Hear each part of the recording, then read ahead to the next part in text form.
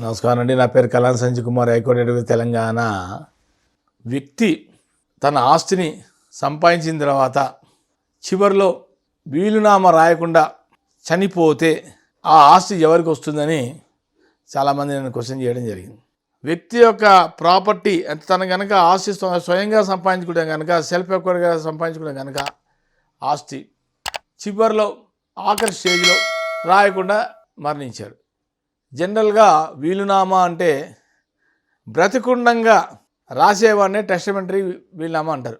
టెస్టమెంటరీ అంటే రాసేవాడు బ్రతికుండంగానే, కానీ అతను మరణించే ముందర వీలునామా రాయలే. అప్పుడు ఇంటెస్టేట్, అప్పుడు హెయిర్స్ వారసత్తులు ఎంతమంది ఉంటారో, ఇంటికి హెడ్ పోయాడు. ఇంటికి హెడ్ పోతే నెక్స్ట్ ఇంట్లో సంతానంగా ఎవరు వస్తారు? భార్య. తన భార్యకి ట్రాన్స్ఫర్ అవ్వాలి ఆ ప్రాపర్టీ. భార్య తర్వాత పిల్లలు. వీళ్ళే ఆయన యొక్క ప్రాపర్టీని ఆయన చనిపోయిన తర్వాత డిసీజ్ సర్టిఫికేట్ ఇస్తారు, డెత్ సర్టిఫికేట్. ఆ డెత్ సర్టిఫికేట్ బేస్ చేసుకొని వీళ్ళు ఏం చేయాలంటే, ఫస్ట్ ఆయన యొక్క ప్రాపర్టీ మీద సేల్ డీడ్ ఆయన పేరు మీద ఉండుంటుంది. సేల్ డీడ్ కానీ ఆయన పేరు మీద ఉంటే వెంటనే అది మార్పించుకోవాలి. ఆ ప్రాపర్టీ ట్రాన్స్ఫర్ చేసుకొని భార్య మీదకి ఎంట్రీ ఎక్కించాలి రికార్డులో ఎక్కించుకోవాలంటే కొంత పద్ధతి ఉంది. నేను ఇంతమంది వీడియో కూడా చెప్పా. డెత్ సర్టిఫికేట్ తీసుకొని దాంతోపాటు ఒక అఫిడవిట్ తయారు చేయాలి.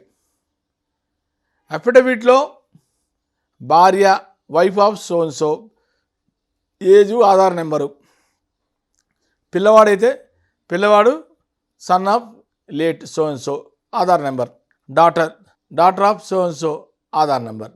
ఇద్దరు ముగ్గురు పిల్లలు అనుకుందాం, ఇద్దరు భార్య, తల్లి, పిల్లలు. అఫిడవిట్ లాగా తయారు చేసుకొని ఫస్ట్ మీరు డాక్యుమెంట్ లీగల్గా తయారు చేయాలి. అది ఆవిడ పేరు మీద తయారు చేయాలి. ఇంటి యజమాని, నెక్స్ట్ ఎవరు? మదర్, భార్య. ఆవిడ పేరు మీద మొత్తం డాక్యుమెంట్స్ అన్ని ట్రాన్స్ఫర్ చేస్తే, దాంట్లో పిల్లలు కూడా ఎక్కిస్తే, ఆ తర్వాత సేల్ డీడ్లో కూడా ఆవిడ పేరు మార్చాలి. రేపు పొద్దున ఒకవేళ ప్రాపర్టీ అమ్మాలంటే ఫస్ట్ భార్య పేరు మీద ప్రాపర్టీ రావాలి. భార్య పేరు మీద ప్రాపర్టీ రావాలంటే మీరు ఫస్ట్ డాక్యుమెంటేషన్ చేయాలి. మీ దగ్గర ఉన్న సమీప మున్సిపల్ ఆఫీస్లో వెళ్ళి పేపర్లన్నీ వాళ్ళు ఇస్తారు, డాక్యుమెంట్ ఇస్తారు, పేపర్లు, ఫార్మాలిటీస్, అప్లికేషన్ ఫిల్ చేసి, ఆ తర్వాత దాన్ని అఫిడవిట్లా తయారు చేయించి, I so and so so and so wife of so and so అంతా రాసేసిన తర్వాత మీ సేల్ డీడ్ నెంబరు, ఆ తర్వాత ఎక్కడైతే ప్లేస్లో కొన్నారో అన్ని డీటెయిల్స్ అన్ని దాంట్లో రాసిన తర్వాత అతను అఫిడవిట్ రాసేస్తారు.